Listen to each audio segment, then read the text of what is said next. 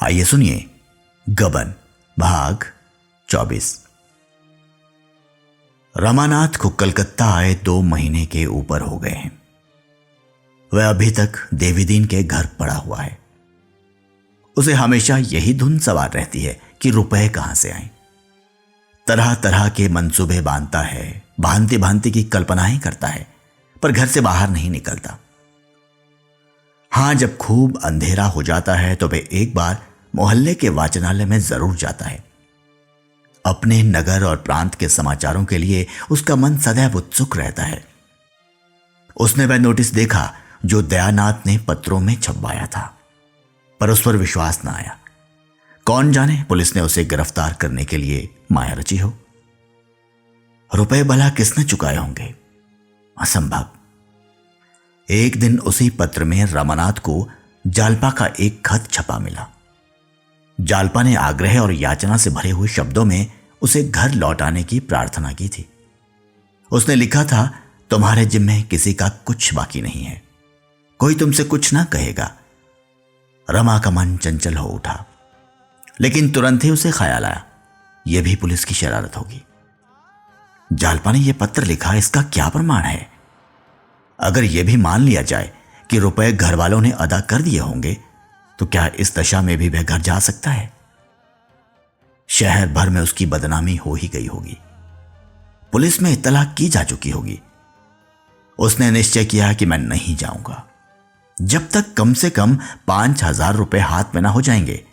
घर जाने का नाम ना लूंगा, और रुपए नहीं दिए गए, पुलिस मेरी खोज में है, तो कभी घर ना जाऊंगा, कभी नहीं। देवीदीन के घर में 2 कोठरियां थी और सामने एक बरामदा था। बरामदे में दुकान थी। एक कोठरी में खाना बनता था, दूसरी कोठरी में बर्तन भांडे रखे हुए थे। ऊपर एक कोठरी थी और छोटी सी खुली हुई छत। रमा इसी ऊपर के हिस्से में रहता था। देवीदीन के रहने सोने बैठने का कोई विशेष स्थान न था। रात को दुकान बढ़ाने के बाद ही वही बरामदा शयनगृह बन जाता था। दोनों वहीं पड़े रहते थे। देवीदीन का काम चिलम पीना और दिन भर गप्पे लड़ाना था। दुकान का सारा काम बुढ़िया करती थी। मंडी जाकर माल लाना, स्टेशन से माल भेजना या लेना, यह सब भी वही कर लेती थी। देवीदीन ग्राहकों को पहचानता तक न था। थोड़ी सी हिंदी जानता था। बैठा बैठा रामायण, तोता मैना, रामलीला या माता मरियम की कहानी पढ़ा करता। जब से रमा आ गया है, बुढ़े को अंग्रेजी पढ़ने का शौक हो गया है। सवेरे ही प्राइमर लाकर बैठ जाता है और 9-10 बजे तक अक्षर पढ़ता रहता है। बीच बीच में लतीफे भी होते जाते हैं, जिनका देवीदीन के पास अखंड भंडार है। मगर जग्गों को रमा का आसन जमाना अच्छा नहीं लगता। वह उसे अपना मुनीम तो बनाए हुए है, हिसाब किताब उसी से लिखवाती है, पर इतने से काम के लिए वह एक आदमी रखना व्यर्थ समझती है। यह काम तो वह ग्राहकों से यूं ही करा लेती थी। उसे रमा का रहना खलता था, पर रमा इतना विनम्र, इतना सेवा तत्पर, इतना धर्मनिष्ठ है कि वह स्पष्ट रूप से कोई आपत्ति नहीं कर सकती। हां, दूसरों पर रखकर श्लेष रूप से उसे सुना सुनाकर दिल का गुबार निकालती रहती है। रमा ने अपने को ब्राह्मण कह रखा है और उसी धर्म का पालन करता है। ब्राह्मण और धर्मनिष्ठ बनकर वह दोनों प्राणियों का श्रद्धा पात्र बन सकता है। बुढ़िया के भाव और व्यवहार को वह खूब समझता है, पर करे क्या? बेहयाई करने पर मजबूर है। परिस्थिति ने उसके आत्मसम्मान का अपहरण कर डाला है। एक दिन रमानाथ वाचनालय में बैठा हुआ पत्र पढ़ रहा था कि एकाएक उसे रतन दिखाई पड़ गई। उसके अंदाज से मालूम होता था कि वह किसी को खोज रही है। 20 आदमी बैठे पुस्तकें और पत्र पढ़ रहे थे। रमा की छाती धक धक करने लगी। वह रतन की आंखें बचाकर सिर झुकाए हुए कमरे से निकल गया और पीछे के अंधेरे बरामदे में, जहां पुराने टूटे फूटे संदूक और कुर्सियां पड़ी हुई थी, छिपा खड़ा रहा। रतन से मिलने और घर के समाचार पूछने के लिए उसकी आत्मा तड़प रही थी, पर मारे संकोच के सामने ना आ सकता था। कितनी बातें पूछने की थी, पर उनमें मुख्य यही थी कि जालपा के विचार उसके विषय में क्या है। उसकी निष्ठुरता पर रोती तो नहीं है, उसकी उद्दंडता पर क्षुब्ध तो नहीं है, उसे धूर्त और बेईमान तो नहीं समझ रही है, दुबली तो नहीं हो गई है। और लोगों के क्या भाव हैं? क्या घर की तलाशी हुई, मुकदमा चला? ऐसी ही हजारों बातें जानने के लिए वह विकल हो रहा था, पर मुंह कैसे दिखाए? वह झांक झांक कर देखता रहा। जब रतन चली गई, मोटर चल दी, तब उसकी जान में जान आई। उसी दिन से 1 सप्ताह तक वह वाचनालय न गया, घर से निकला तक नहीं। कभी कभी पड़े पड़े रमा का जी ऐसा घबराता कि पुलिस में जाकर सारी कथा कह सुनाऊं। जो कुछ होना है हो जाए, 1-2 साल की कैद इस आजीवन कारावास से तो अच्छी ही है। फिर वह नए सिरे से जीवन संग्राम में प्रवेश करेगा, हाथ पांव बचाकर काम करेगा, अपनी चादर के बाहर जौ भर भी पांव न फैलाएगा। लेकिन एक ही क्षण में हिम्मत टूट जाती। इस प्रकार 2 महीने और बीत गए। पौष का महीना आया। रमा के पास जाड़ों का कोई कपड़ा न था। घर से तो वह कोई चीज लाया ही न था, यहां भी कोई चीज बनवा न सका था। अब तक तो उसने धोती ओढ़कर किसी तरह रातें काटी, पर पूस के कड़कड़ाते जाड़े लिहाफ या कंबल के बगैर कैसे कटते। बेचारा रात भर गठरी बना पड़ा रहता। जब बहुत सर्दी लगती तो बिछावन ओढ़ लेता। देवी दिन ने उसे एक पुरानी दरी बिछाने को दे दी थी। उसके घर में शायद यही सबसे अच्छा बिछावन था। इस श्रेणी के लोग चाहे 10,000 के गहने पहन ले, शादी ब्याह में 10,000 खर्च कर दे, पर बिछावन गूदड़ा ही रखेंगे। इस सड़ी हुई दरी से जाड़ा भला किया जाता, पर कुछ ना होने से अच्छा ही था। रमा संकोचवश देवीदिन से कुछ ना कह सकता था, और देवीदिन भी शायद इतना बड़ा खर्च ना उठाना चाहता था। यह संभव है इधर उसकी निगाह ही न जाती हो। जब दिन ढलने लगता तो रमा रात के कष्ट की कल्पना से भयभीत हो उठता था, मानो काली बला दौड़ती चली आती हो। रात को बार बार खिड़की खोलकर देखता कि सवेरा होने में कितनी कसर है। एक दिन शाम को वह वाचनालय जा रहा था कि उसने देखा एक बड़ी कोठी के सामने हजारों कंगले जमा हैं।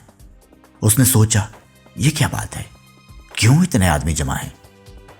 भीड़ के अंदर घुसकर देखा तो मालूम हुआ सेठ जी कंबलों का दान कर रहे हैं। कंबल बहुत घटिया थे, पतले और हल्के, पर जनता एक पर एक टूटी पड़ती थी। रमा के मन में आया, एक कंबल ले लूं, यहां मुझे कौन जानता है, अगर कोई जान भी जाए तो क्या हर्ज। गरीब ब्राह्मण अगर दान का अधिकारी नहीं तो और कौन है। लेकिन एक ही क्षण में उसका आत्मसम्मान जाग उठा। वह कुछ देर वहां खड़ा ताकता रहा, फिर आगे बढ़ा। उसके माथे पर तिलक देखकर मुनीम जी ने समझ लिया ये ब्राह्मण है। इतने सारे कंगलों में ब्राह्मणों की संख्या बहुत कम थी। ब्राह्मणों को दान देने का पुण्य कुछ और ही है।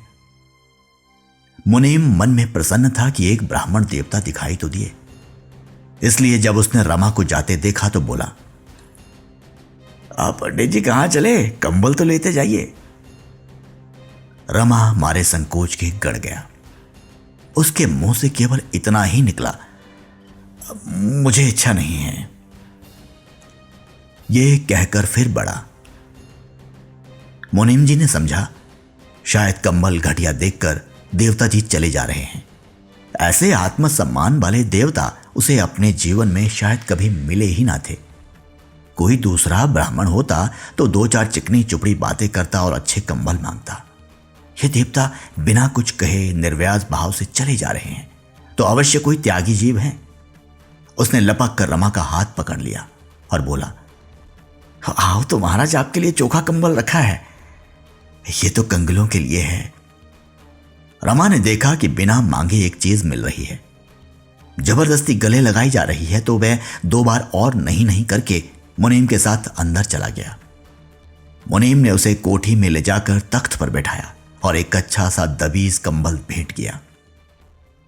रमा की संतोष वृत्ति का उस पर इतना प्रभाव पड़ा कि उसने 5 रुपए दक्षिणा भी देनी चाहिए, किंतु रमा ने उसे लेने से साफ इनकार कर दिया। जन्म जन्मांतर की संचित मर्यादा कंबल लेकर ही आहत हो उठी थी। दक्षिणा के लिए हाथ फैलाना उसके लिए असंभव हो गया। मुनीम ने चकित होकर कहा, आप ये भेंट ना स्वीकार करेंगे तो सेठ जी को बड़ा दुख होगा। रमा ने विरक्त होकर कहा, आपके आग्रह से मैंने कंबल ले लिया, पर दक्षिणा नहीं ले सकता। मुझे धन की आवश्यकता नहीं। जिस सज्जन के घर टिका हूं वह मुझे भोजन देते हैं, और मुझे लेकर क्या करना है। बस सेठ जी मानेंगे नहीं। आप मेरी ओर से क्षमा मांग लीजिएगा। आपके त्याग को धन्य है। ऐसे ही ब्राह्मणों से धर्म की मर्यादा बनी हुई है। कुछ देर बैठिए तो सेठ जी आते होंगे। आपके दर्शन पाकर बहुत प्रसन्न होंगे। ब्राह्मणों के परम भक्त है और त्रिकाल संध्या बंदन करते हैं महाराज। 3 बजे रात को गंगा तट पर पहुंच जाते हैं और वहां से आकर पूजा पर बैठ जाते हैं। 10 बजे भागवत का पारायण करते हैं, भोजन पाते हैं, तब कोठी में आते हैं। 3-4 बजे फिर संध्या करने चले जाते हैं। 8 बजे थोड़ी देर के लिए फिर आते हैं। 9 बजे ठाकुर द्वारे में कीर्तन सुनते हैं और फिर संध्या करके भोजन पाते हैं। थोड़ी देर में आते ही होंगे। आप कुछ देर बैठे तो बड़ा अच्छा हो। आपका स्थान कहाँ है?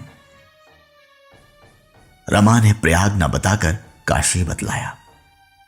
इस पर मुनीम जी का आग्रह और बढ़ा, पर रमा को यह शंका हो रही थी कि कहीं सेठ जी ने कोई धार्मिक प्रसंग छेड़ दिया तो सारी कलई खुल जाएगी। किसी दूसरे दिन आने का वचन देकर उसने पिंड छुड़ाया। 9 बजे वे वाचनालय से लौटा तो डर रहा था कि कहीं देवी दिन ने कंबल देखकर पूछा, कहां से लाए, तो क्या जवाब दूंगा। कोई बहाना कर दूंगा, कह दूंगा एक पहचान की दुकान से उधार लाया हूं। देवी दिन ने कंबल देखते ही पूछा, सेठ किरोड़ीमल के यहां पहुंच गए क्या महाराज? रमा ने पूछा, कौन सेठ किरोड़ीमल? अरे वही जिसकी वह बड़ी लाल कोठी है। रमा कोई बहाना ना कर सका, बोला, हां मुनीम जी ने पिंड ही ना छोड़ा, बड़ा धर्मात्मा जीव है। देवीदेन ने मुस्कुराकर कहा, बड़ा धर्मात्मा, उसी के थामे तो ये धरती थमी है, नहीं तो अब तक मिट गई होती। रमानाथ, काम तो धर्मात्माओं के ही करता है, मन का हाल ईश्वर जाने। जो सारे दिन पूजा पाठ और दान व्रत में लगा रहे हैं उसे धर्मात्मा नहीं तो और क्या कहा जाए। देवीदेन, उसे पापी कहना चाहिए, महापापी। दया तो उसके पास से होकर भी नहीं निकलती। उसकी झूठ की मील है। मजदूरों के साथ जितनी निर्दयता इसकी मील में होती है और कहीं नहीं होती। आदमियों को हंटरों से पिटवाता है, हंटरों से। चर्बी मिला घी बेचकर इसने लाखों कमा लिए। कोई नौकर 1 मिनट भी देरी करे तो तुरंत तलब काट लेता है। अगर साल में 2-4 हजार दान ना कर दे तो पाप का धन पचे कैसे? धर्म कर्म वाले ब्राह्मण तो उसके द्वार पर झांकते भी नहीं। तुम्हारे सिवा वहां कोई पंडित था? रमा ने सिर हिलाया। कोई जाता ही नहीं। हां, लोभी लंपट पहुंच जाते हैं। जितने पुजारी देखे सबको पत्थर ही पाया। पत्थर पूजते पूजते इनके दिल भी पत्थर हो जाते हैं। इसके 3 तो बड़े बड़े धर्मशाले हैं। मुदा है पाखंडी। आदमी चाहे और कुछ ना करे, मन में दया बनाए रखे। यही 100 धर्म का एक धर्म है। दिन की रखी हुई रोटियां खाकर जब रमा कंबल ओढ़ कर लेटा तो उसे बड़ी ग्लानि होने लगी। रिश्वत में उसने हजारों रुपए मारे थे, पर कभी एक क्षण के लिए भी उसे ग्लानि न आई थी। रिश्वत बुद्धि से, कौशल से, पुरुषार्थ से मिलती है। दान पौरुषहीन, कर्महीन या पाखंडियों का आधार है। वह सोच रहा था, मैं अब इतना दीन हूं कि भोजन और वस्त्र के लिए मुझे दान लेना पड़ता है। वह देवी दिन के घर 2 महीने से पड़ा हुआ था, पर देवी दिन उसे भिक्षुक नहीं मेहमान समझता था। उसके मन में कभी दान का भाव आया ही ना था। रमा के मन में ऐसा उद्वेग उठा कि इसी दम थाने में जाकर अपना सारा वृत्तांत कह सुनाए। यही ना होगा 2-3 साल की सजा हो जाएगी, फिर तो यूं प्राण सूली पर न टंगे रहेंगे। कहीं डूब ही क्यों ना मरूं, इस तरह जीने से फायदा ही क्या। न घर का हूं न घाट का। दूसरों का भार तो क्या उठाऊंगा, अपने ही लिए दूसरों का मुंह ताकता हूं। इस जीवन से किसका उपकार हो रहा है? धिक्कार है मेरे जीने को। रमा ने निश्चय किया, कल निशंक होकर काम की टोह में निकलूंगा जो कुछ होना है हो,